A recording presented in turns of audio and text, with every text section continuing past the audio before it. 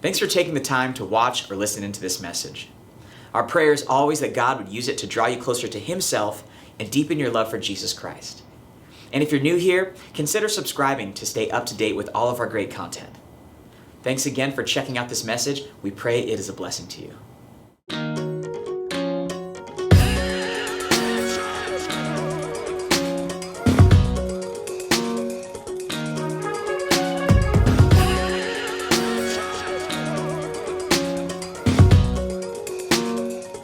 So we're going through the book of James. If you have a Bible with you, you can go to James 5 already.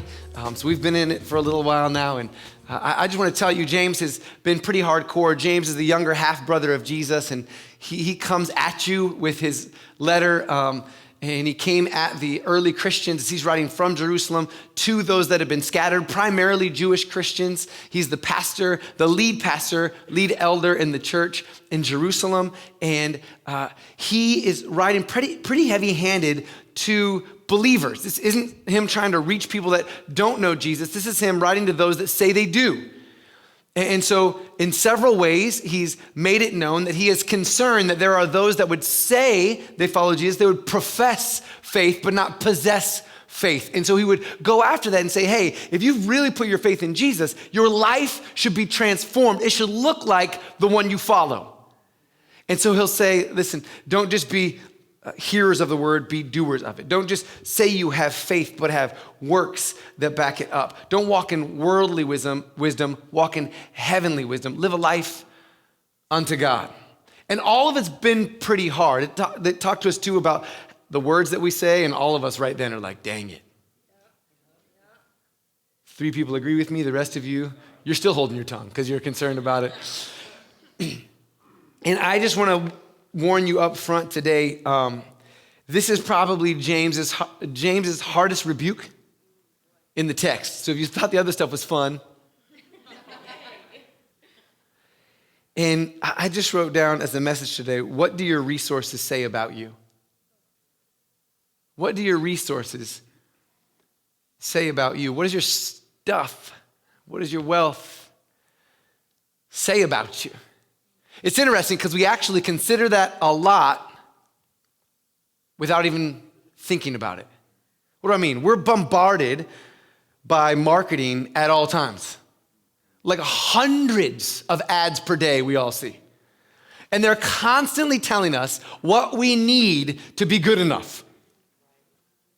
And if you don't have whatever said product is, well, then you don't cut it. You're not enough if you don't fit these standards or these criteria. And so you need to acquire and consume and acquire and consume and acquire and consume, or we feel a certain way inside. And so we constantly are considering, if I wear that today, what does it say about me? What do my resources say about me? What does my house say about me? What does my car say about me? And you can do this in different ways. You can do this by having really nice stuff and thinking, okay, my identity is built on that. People will think I'm something special because I have the things. You can also have lower level things just to put off that you're humble. But either way, you're probably considering often, what does this say about me? Because I'm trying to put out there something about myself. You know, I can already tell it's fun. I've already sucked all the air out of the room and I haven't even started yet. I promise you this isn't to take an offering or something as we talk about money today. What I want to do is let's just read the text and let it say what is said here, and then we'll work through this together and realize that it's coming after all of us. Chapter 5, starting verse 1, going through verse 6, says this: Now listen, you rich people, weep and wail because of the misery that is coming on you. Your wealth has rotted, and moths have eaten your clothes. Your gold and silver are corroded. Their corrosion will testify against you and eat your flesh like fire. You have hoarded wealth in the last days. Look, the wages you failed to pay the workers who mowed your fields are crying against you. The cries of the harvesters have reached the ears of the Lord Almighty. You have lived on earth in luxury and self-indulgence. You have fattened yourselves in the day of slaughter. you have condemned and murdered the innocent one who was not opposing you. Okay, James. Loud and clear, buddy. So let's talk about this for a minute. I just wrote down who are the rich people, because what you can do right out the gates is in verse 1, when you see that it says, now listen or pay attention, he wants to make sure everybody's listening, you rich people. The majority of us in the room go, oh, thank goodness he's not talking about me. Everybody does that. Everybody. People that have way more than you do the same thing. Oh, good. I'm not Jeff Bezos, so I don't have to worry about that. And we kind of consider ourselves differently than maybe we should based off of the text and based off of our circumstances. Who are the rich? Let me just say this. I believe minimum wage is $13.50 now. If you worked full time, that's 2,080 hours a year. That would have you make $28,080. If you only took home about 80% of that, that'd be $22,464. And if you type that in about how that ranks in the world, that would make you richer than 92% of the world. If you took home $22,464, you are richer than 92% of the people on the planet as a single individual. As a family of 4, 2 adults and 2 kids, if you brought home $60,000, you are richer than 92% of the world. The world. So all of a sudden you're like, I'm in the top 10%, huh? And the odds are many in the room are actually at a much smaller single-digit category of the richest in the world. And it doesn't feel like that. Why? Because we're told constantly that we don't measure up. We're told constantly, oh yeah, if you were, you'd be that. Rich looks like this. And it's glamorous and it's luxurious and it's over the top. But let's just be honest here for a moment. Most of us in this room, and I know this isn't everybody, but most of us in this room have a place that we're gonna go home today that we call home. Whether it's an apartment or it's a house, most of us in this room can walk over to a little thing on the wall or do it on your phone and decide like, I don't like this temperature. I'm gonna go up 2 degrees. I have a preference to a very specific temperature, and I need it exactly that or I'm not comfortable. Most of us can go to a faucet or a fridge and we can decide not only is our water clean, but we can decide what the temperature of our water is. If we don't like it, we can get ice cubes out of the ice cube maker. Or we can warm it up on the stove where we can cook indoors. And we have an option to choose what we're going to eat this afternoon. Like the majority of the people in this room, you probably have already been thinking about it. If you're anything like my wife, she planned it 4 days ago. But you have an option to go like, no, I don't want that. I want this. In fact, I don't even want to deal with it myself. I'm going to go have somebody else cook for me. They can wash my dishes. I'm not trying to beat us up. But I do need us to consider that we have it better off than we think we do. Should I go on? Okay, I will. We have electricity. Like literally, if it's not light enough in a room, we just flip a switch. Pretty cool. We have clothes. Like most of you chose what you were going to wear today. It wasn't the only thing you had. We can do laundry. Many here have a vehicle. Like you want to get somewhere, you literally can get into a machine that takes you where you want to go, like about, I don't know, I'm not saying you're not fast at running, but a lot faster than you could get somewhere on your own. That we put gas in. Check this out, let me go a little further. Many in this room have a home for their car. Check this out. There are so many people in the world that don't have a home. Most of us have a button we push in the car we're driving that opens the front door for the car so that our car will not be exposed to elements. Am I the only one feeling the weight of this a little bit?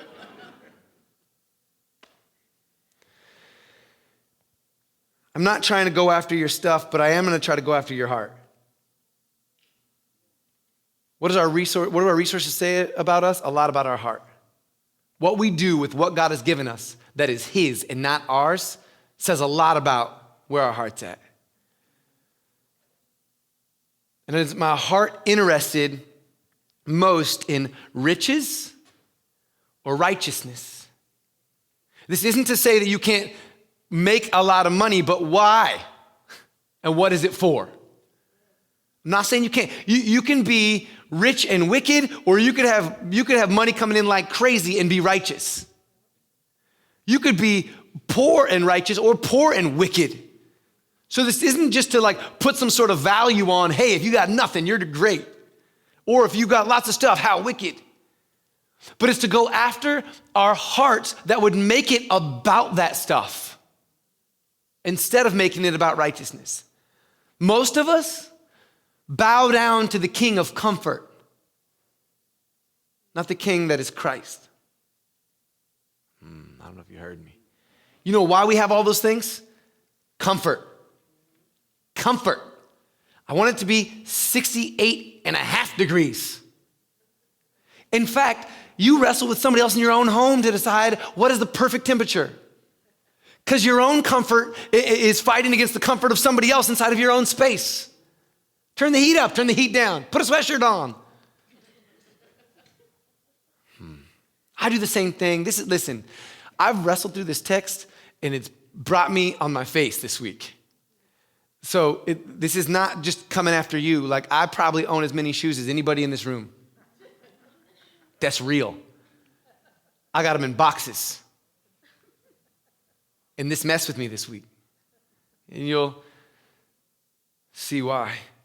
Who are the rich people? The odds are it's many of us in this room. In fact, if we don't see ourselves as rich, we probably spend most of our life trying to figure out how we can become rich. The majority of our focus is how can I be more comfortable, not more Christ-like. Paul says to Timothy, it's not going to be on your screen, in 1 Timothy 6, starting in verse 6, but godliness with contentment is great gain, for we brought nothing into the world and we can take nothing out of it. But if we have food and clothing, we will be content with that. You mean to tell me, if I got some shoes, a pair of pants, and a shirt, and a pizza slice, I'm content? That doesn't sound like any of us. I get that, and then all of a sudden I'm like, oh, no. I need 5 pairs, and I want them to be this brand. No. I need stockpiles. I knew this would be received well this morning. Those who want to get rich, be honest. All of us in our flesh want that. Fall into temptation and a trap, and into many foolish and harmful desires that plunge people into ruin and destruction. For the love of money is a root of all kinds of evil. Some people, eager for money, have wandered from the faith and pierced themselves with many griefs.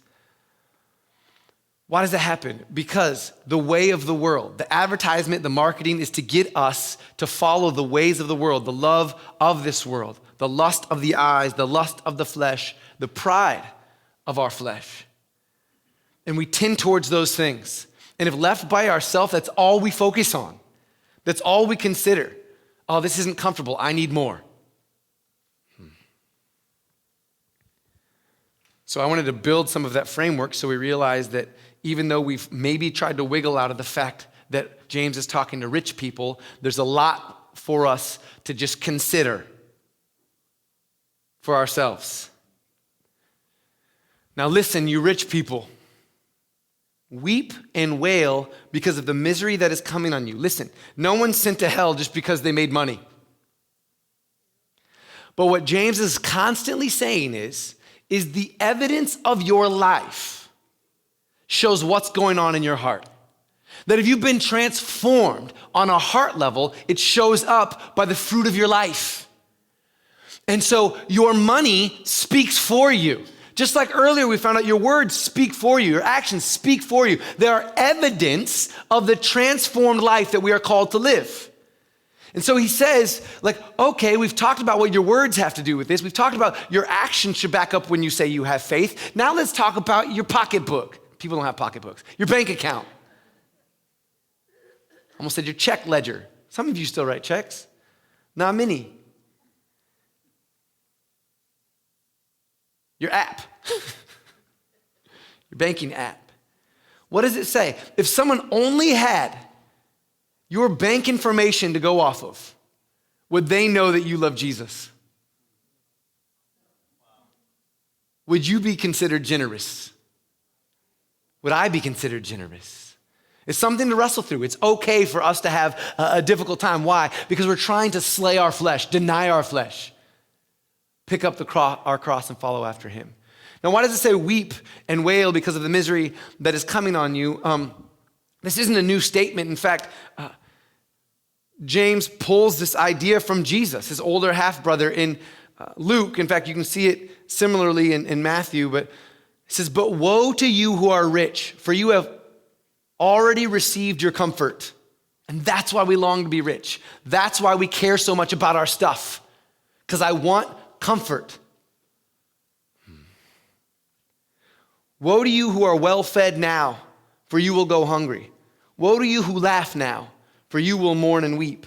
Woe to you when everyone speaks well of you, for that is how their ancestors treated the false prophets. This whole idea is your entire goal was to be comfortable in the world.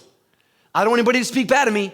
I want to be fully fed. I want to be laughing, and I want to be comfortable. I want to be rich so that everything is easy for me and good for me here. I want it to be about me. I like being kings. I want to be king over stuff. I want it to go well for me. I'm not saying you shouldn't ask God to be with you and favor you as you go on your way, but why? Is it for his kingdom or for your comfort? Is it for his kingdom or for your comfort? We're focused on worldly comfort and luxury. In my reading this week, I can't get into all the text I read through this week.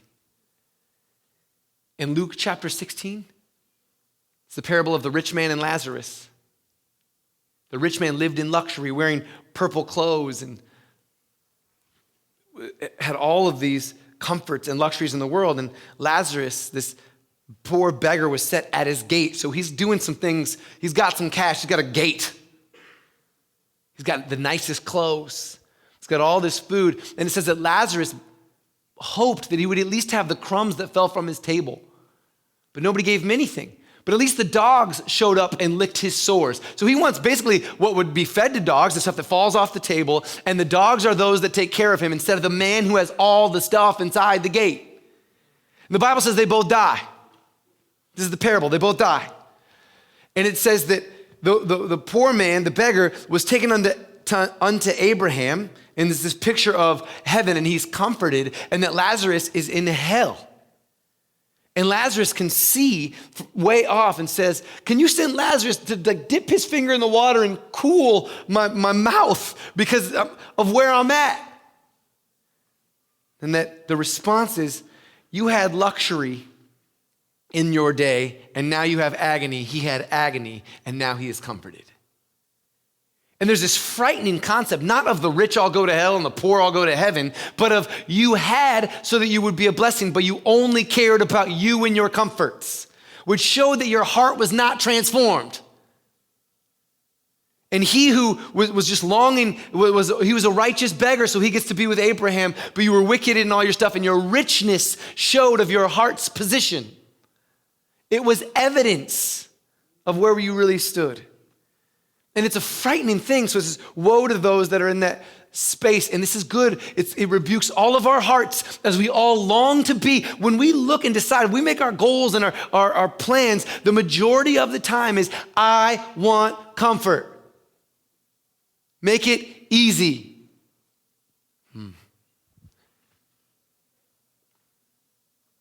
This is fun. Just pretend, give me a fake smile at least. In Matthew 19:23, it says, then Jesus said to his disciples, truly I tell you, it is hard for someone who is rich to enter the kingdom of heaven. Jesus says it's hard for somebody rich to enter the kingdom of heaven. The majority of people long to be rich. Why is it hard? Same reason it was hard for the rich young ruler. It says that when Jesus told him to go sell all of his possessions and follow after him, he went away like sad, downcast because he had great wealth. It's hard because it's a trap. Comfort is a trap. And I'm not saying like go just purposely be uncomfortable or go like just be some sort of martyr for just the sake of doing it. But I'm saying like the things we long after will consume us. We'll be consumed by them. And we run after things instead of running after God.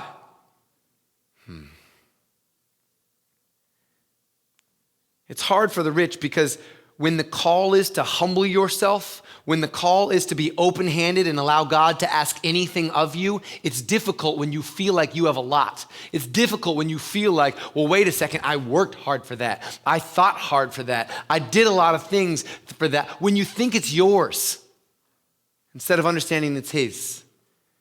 And wealth can be deceiving. Comfort can be deceiving. This next point doesn't get any easier. Write this down. Our volume speaks volumes. Our volume speaks volumes.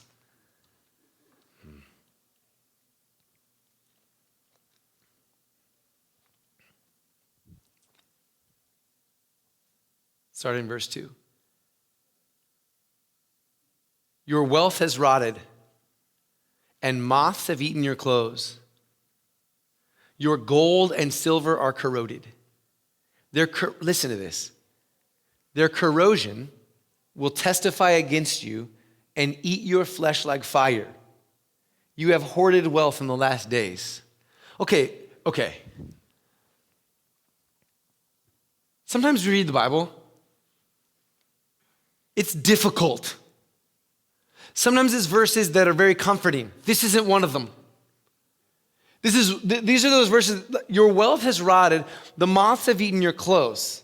So it's kind of talking like rotted usually is like food. The moths have eaten your clothes. Gold and silver is like money has corroded. Their corrosion will testify against you and eat your flesh like fire.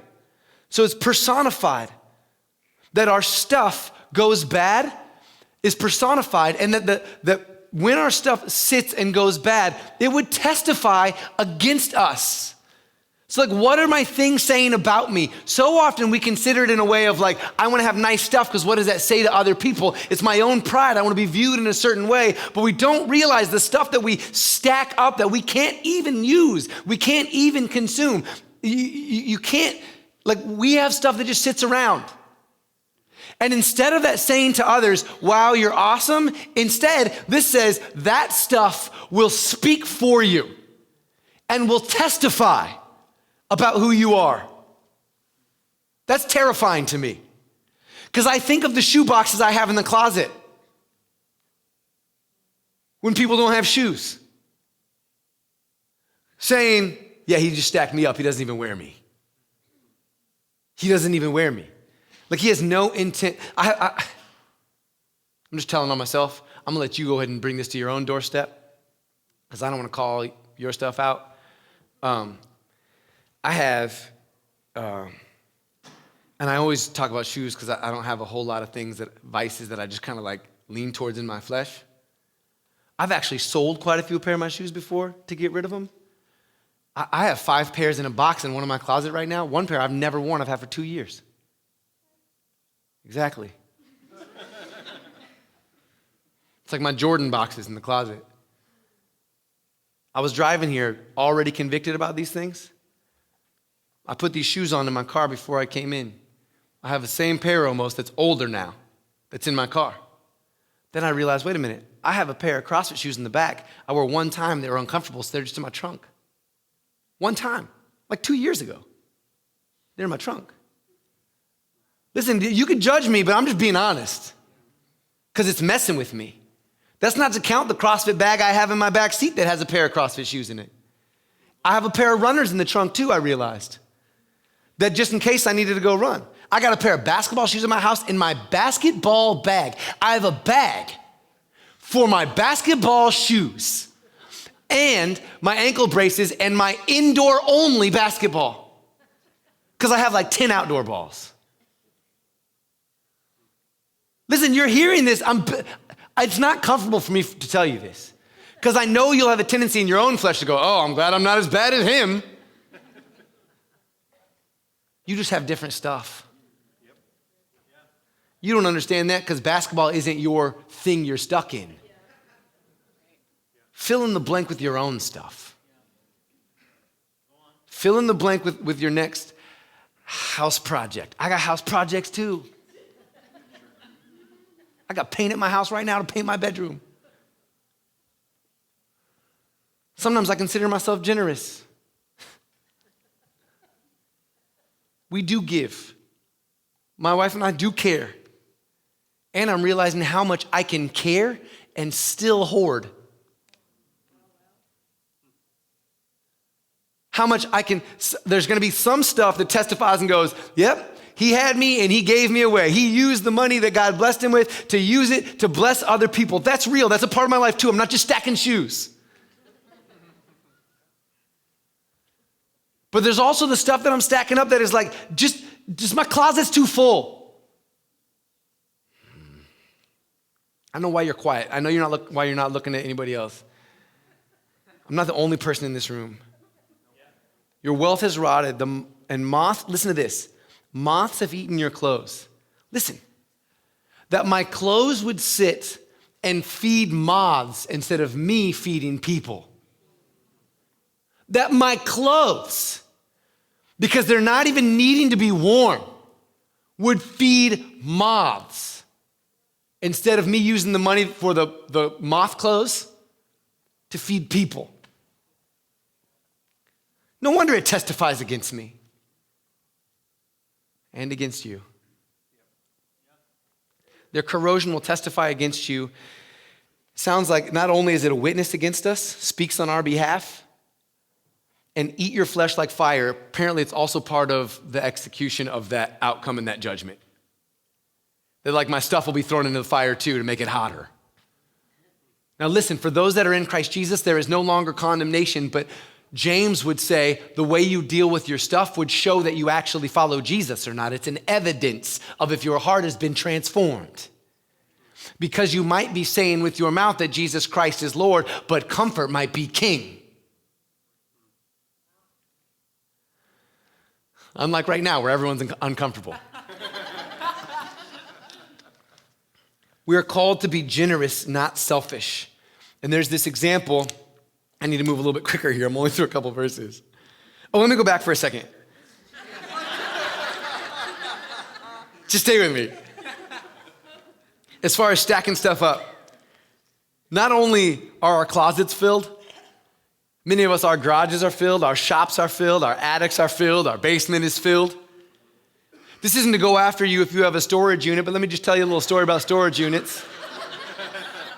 There are about 50,000 facilities, not individual units, facilities in the United States. Let me get this right.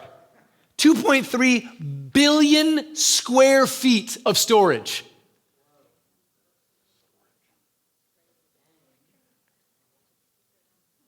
We house our stuff off-site when people can't find housing. Interesting. Let that sit. It's a $39 billion a year business. That could be used for something. And I understand sometimes there's a time for storage units in transition. I know we have military people here, like there's time for that, or maybe just the way you are in life right now because you're working through some different things. I'm not coming after you if you have a storage unit. Oh, I've had a storage unit before. There, you feel better? All for shoes. No, that's not true. That's not true. There were shoes in it, but it wasn't just shoes. Listen, all I'm saying is we might be following comfort instead of following Christ when it comes to our money. Listen to this. In Luke 12, I just wrote down, his blessings aren't meant to be hoarded.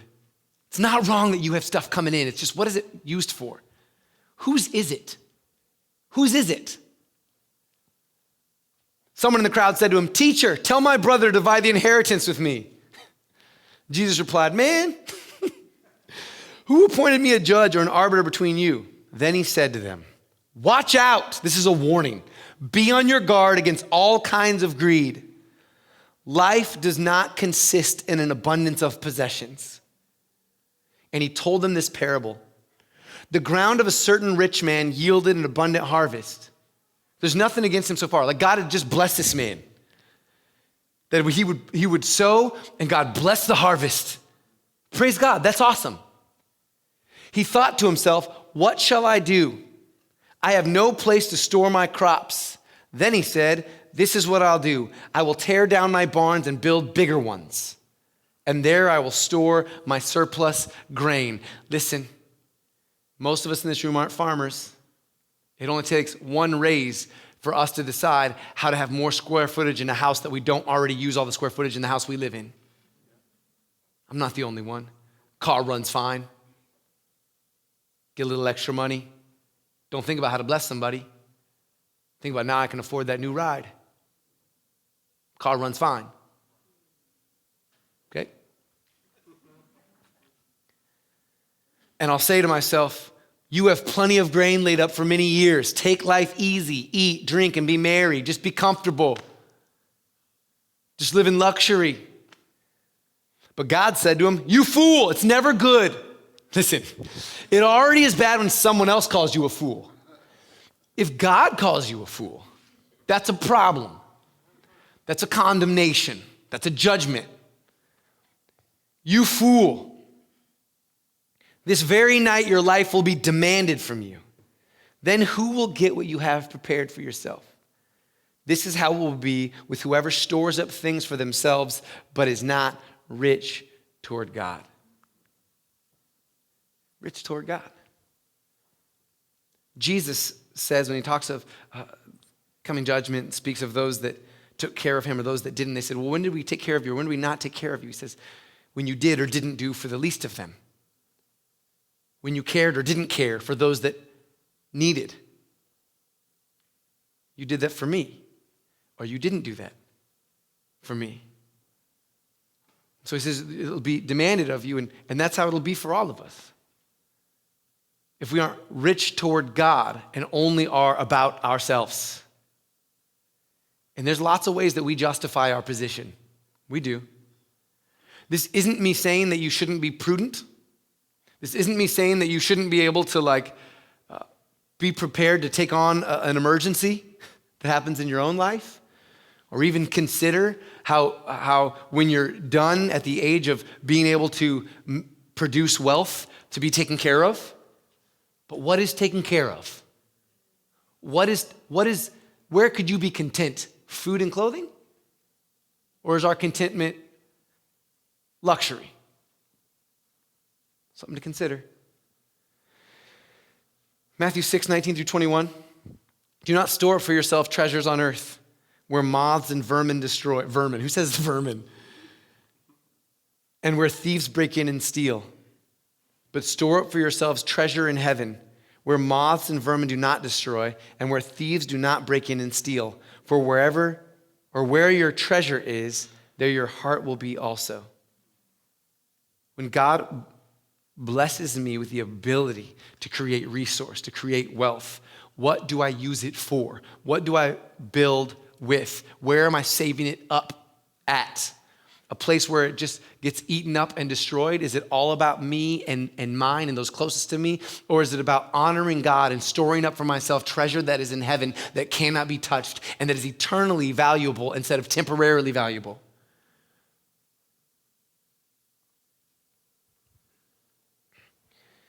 Our stuff can't save us. Proverbs 11:4 says, wealth is worthless in the day of wrath, but righteousness delivers from death. I need to keep moving. God looks out for those we look over.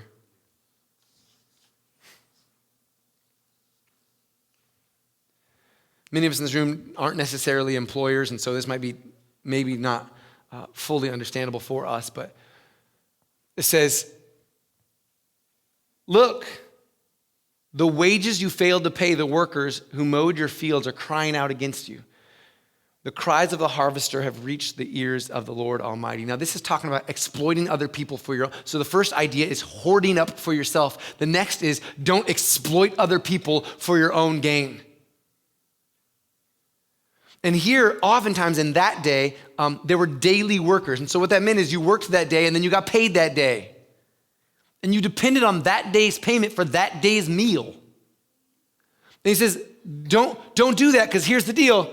They'll cry out to the Lord, and the Lord Almighty there is the Lord of hosts or the Lord of armies. It's this statement of the power of God. Like, listen, if you oppress them or exploit them, they'll cry out to one that is greater than you, and you've done wrong to them, and he'll deal with you.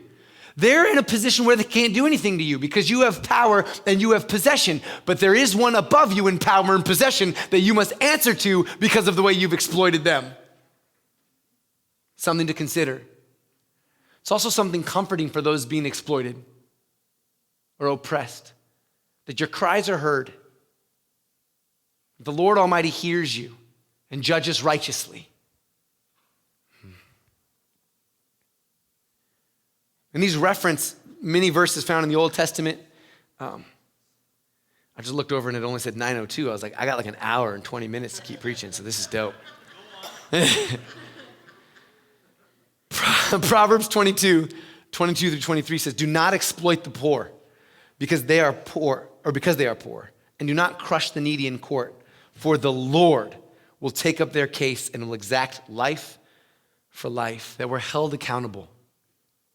We're held accountable for the way we treat those that we have more power than. And money, in a lot of ways, in the way that our world works, is seen as power in this world. Also in Deuteronomy 24, it says, do not take advantage of a hired worker who is poor and needy, whether that worker is a fellow Israelite or a foreigner residing in one of your towns. Pay them their wages each day before the sunset, because they are poor and are counting on it. Otherwise, they may cry to the Lord against you, and you will be guilty of sin. You know, in some positions, you can be tempted to take advantage of someone because you know more or you have more. And the Bible's really clear, like, be careful. As you sin against that person, you might feel like you are up, like you did something that to make you better or up, but actually you just sinned against God and he's going to deal with you.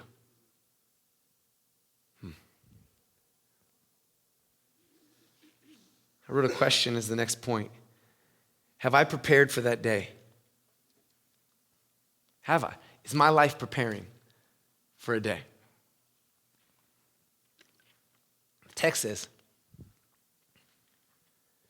you have lived on earth in luxury and self-indulgence. You know what I love about the word luxury there? One of its translations or understandings is the word soft. It's comfort. Isn't that how we want it? Like, I want life to be easy. And in a caring way, we can want things around our children to be soft. If you're just surrounded with soft, you end up soft. And the world isn't soft. So we need to prepare our children for things that are difficult. Help them be strong. So often, because we care, it moves us to make everything soft, and then we raise soft people that don't know how to persevere and endure against persecution or hard times or struggles or storms. And so when considering living a life of luxury, we don't consider that our lives are meant for more than just comfort. They're meant to be on purpose and on mission for Christ. That he has blessed you so that you could be a blessing, to push forth the kingdom, to reach lost people.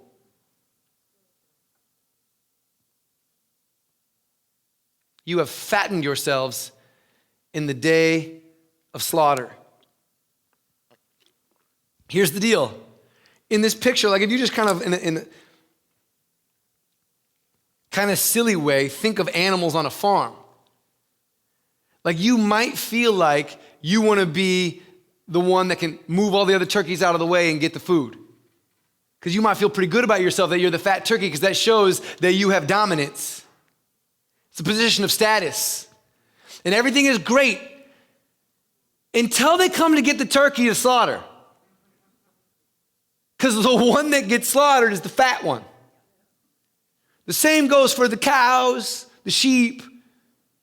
And the idea here is that you didn't understand, I didn't understand, we didn't understand the day in which we live.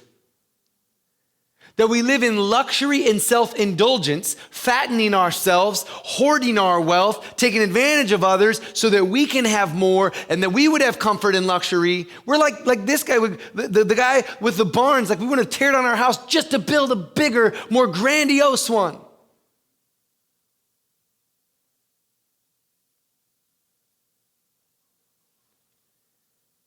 And don't understand the day we're in. So listen, many of us prepare for the day of emergency. That's wise.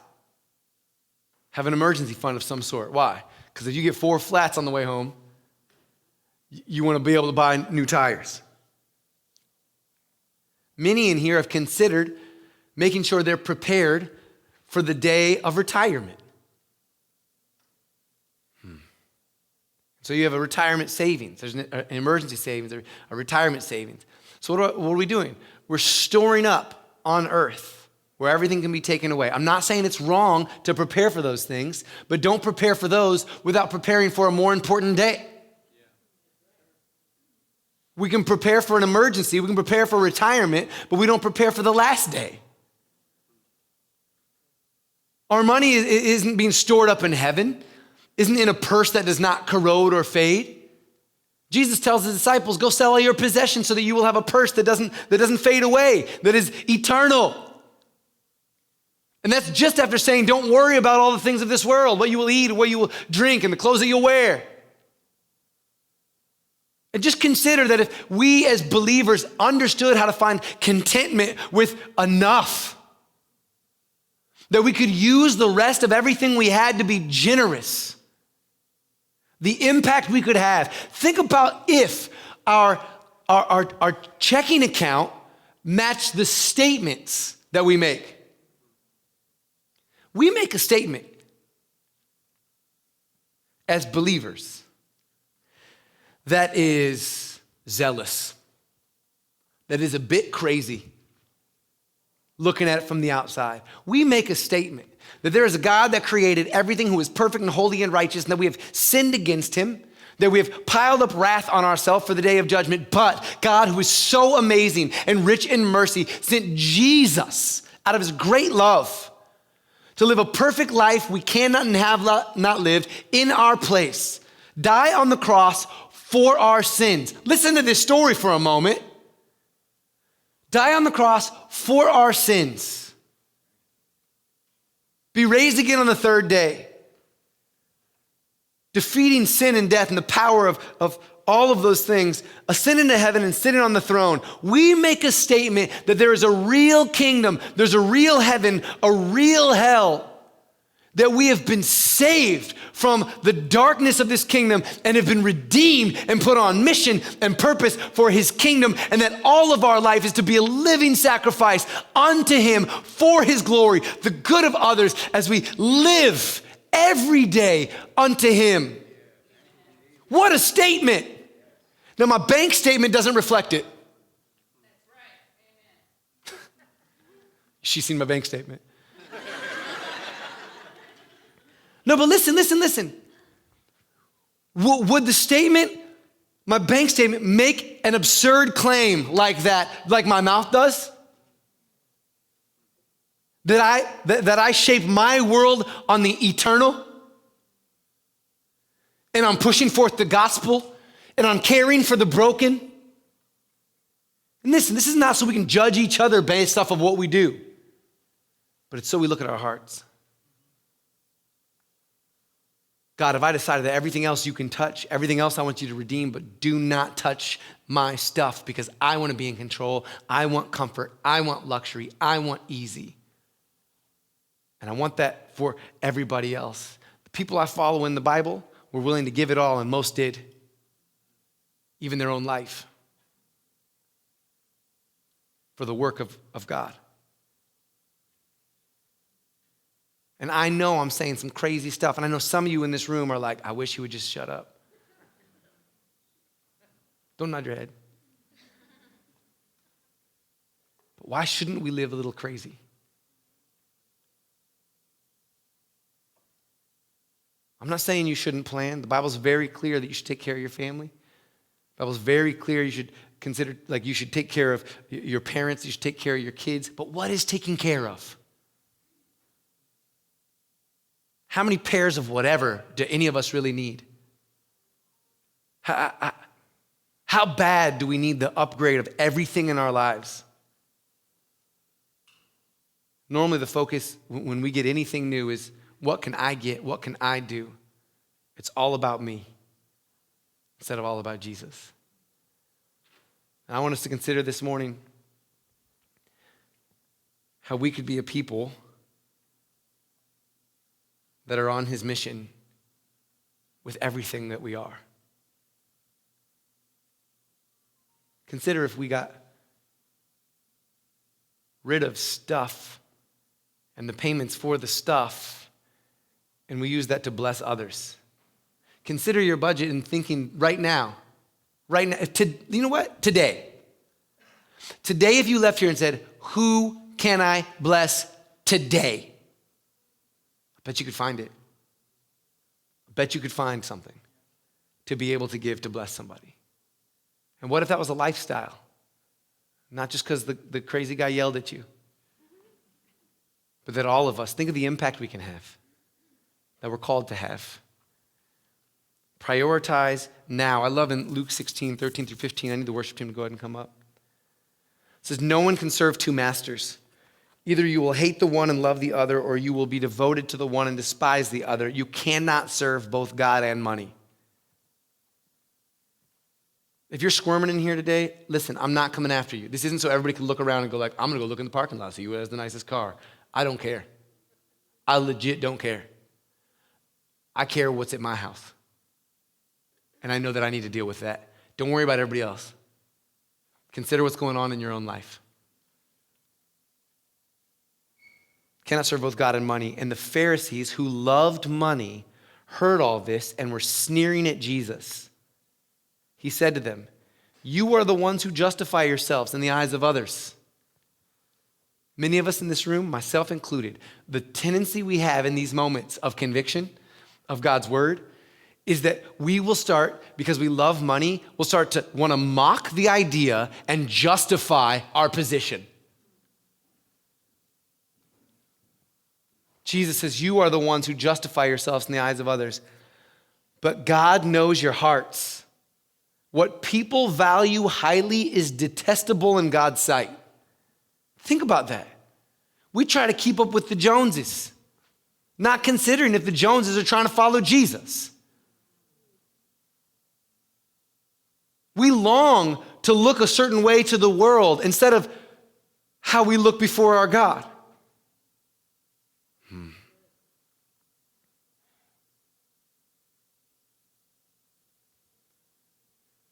Lastly, James will just land on a pretty heavy verse and just says, don't destroy others for personal gain. You have condemned and murdered the innocent one who is not opposing you. This is saying that some people that were rich were not only using their power to exploit, but they were using it to to judge and make judgments on others that would benefit themselves, and they had the power to do so. And maybe that doesn't apply to you in the way that it does here in the Old Testament or in the New Testament to who he's talking to. But you need to realize that many in this world, and it might even be us when we're trying to figure out how to become rich, are not interested in how it affects other people as long as we get what we want. We face this now in our day, and this isn't a political statement by any means, but we face the fact that like lots of companies in longing to get rich didn't care about the fact that it might be polluting or killing people. We realize that there are people that have medications that could save lives, and because they know that it could save lives and that someone has to have it, they raise the prices to a ridiculous amount so someone can't afford it, and that people die because they can't afford what they need because people are greedy.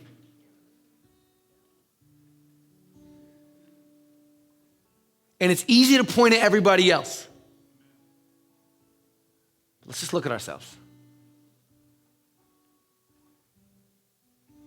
Am I really interested in other people, or do I kind of just push aside like, whatever happens to them as long as I get mine?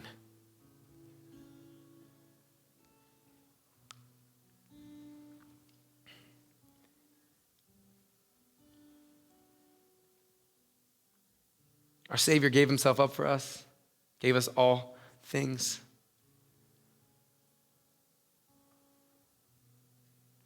We're called to follow after him in giving and being humble. I'll say what I've said before again. There is no people on the planet that should be more generous than believers in Jesus Christ. Because we have a hope that is beyond here. We have a hope in the world to come. In the kingdom of heaven. Where all things are redeemed. So it doesn't, here's the problem with winning the rat race. You win, you're still a rat. Let's not conform to the patterns of this world. I'm not saying don't go get that job that pays you well, do it. And consider the fact that God made sure you got paid well so you could bless people. Use your gifts. Steward them well. I'm not coming after your retirement, but I'm just saying that like everybody should be open-handed with everything God gives us. And too often we're the rich young ruler where when God does ask something of us, we go like, that's too much. Instead of being obedient. I'm not putting a percentage on you being generous.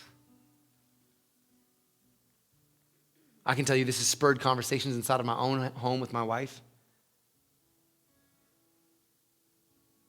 We're a church that's very generous. I mean, when we go down to Guatemala next week, they're going to give a few $1,000s to one of the ministries they're going to serve at. They're going to give a few more $1,000s to another ministry that they're going to serve at. And everybody spent a bunch to go down there, and they're going to serve their tails off. You're a generous people. We've always met budget as a church. But let's not let that make us comfortable.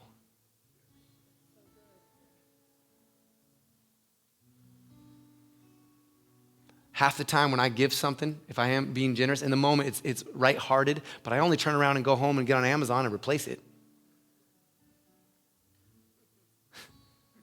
I know I'm not the only one.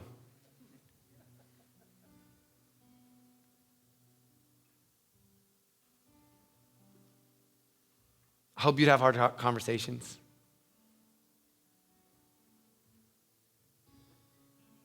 I hope we'd make a massive impact. So what should the rich do? Now that we've decided that most of us are rich, and James, if you want to get mad at somebody today, get mad at James. What should the rich do? Paul says to Timothy, command those who are rich. It's not even suggest. In this present world, not to be arrogant, nor to put their hope in wealth, which is so uncertain, but to put their hope in God, who richly provides us with everything for our enjoyment. That doesn't mean everything's here just for me to consume. It means everything we need to find joy, he provides in him.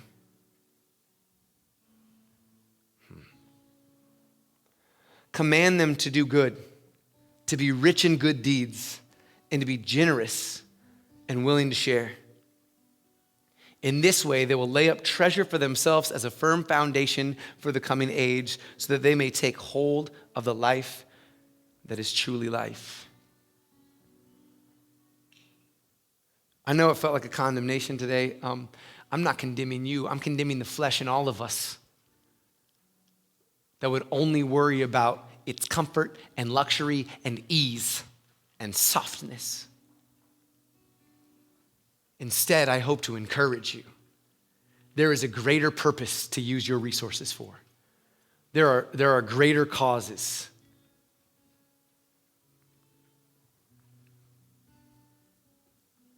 Here's 3 quick ones. Use your money to reach the lost.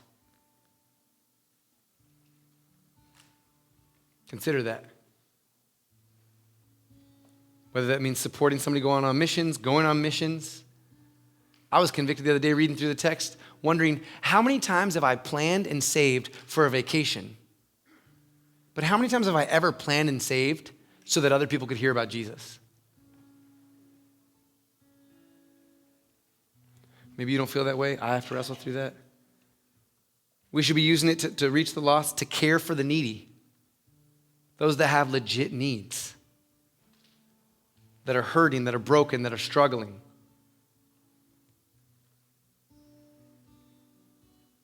And third, always sounds weird when I say it because I'm full-time here at the church, but support those in ministry and your church as we do these things. And don't just consider one of those, consider all of those. That you help us do the ministry of the church body that you're in. That you consider, okay, that's not all I'm doing. I'm also considering, God, who do you want me to bless personally that is in need right now? Build it into your finances. Have a budget. And also reaching the lost. Maybe that means that you decide, okay, I'm going to use part of my budget to make meals or buy meals because I'm going to take them somewhere to open the door for conversation so I can talk to people about Jesus as I give them something because I'm using this to reach lost people. Maybe you sponsor somebody to go to Guatemala or something. I don't know what it is. I'm not going to tell you all this stuff. I don't want to give you a law. But I hope that the love of God will compel us to be loving and generous as a people. Can you stand to your feet?